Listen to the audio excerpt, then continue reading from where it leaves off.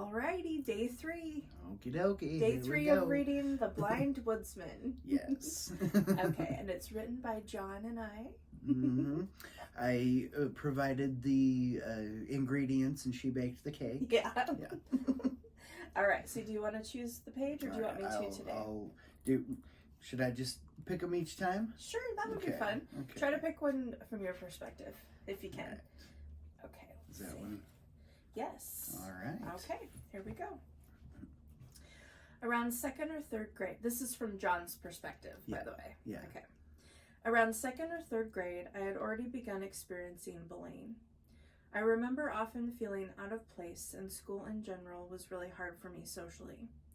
This continued until I was about 14 when I started fighting back. I didn't have very many friends as a kid, and I was a very timid, passive person. The bullying often took place in the form of intimidation, and I remember feeling scared a lot of the time. Being a sensitive child made me a very easy target. A particular group of kids at school had a reputation for being cruel. They would often pick on me for what seemed like no reason at all. Random threats of violence and name-calling were regular occurrences.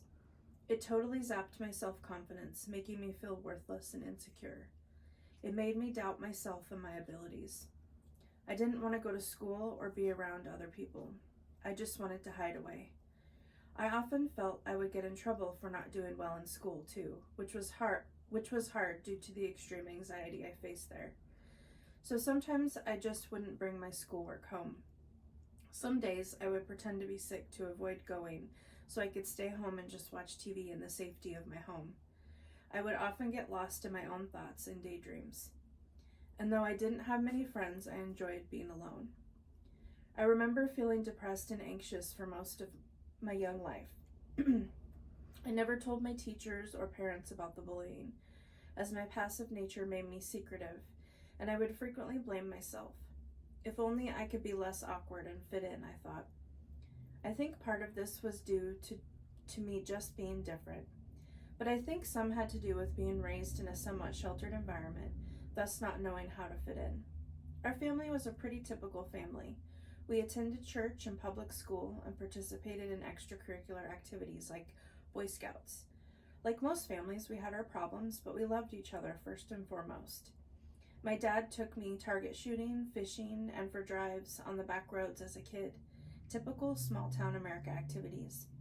While I had my share of struggles in childhood, not all of it was bad, and I have pleasant memories from back then as well.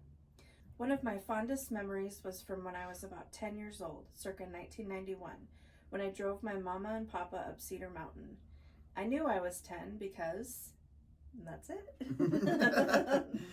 Nice. Alrighty. See ya.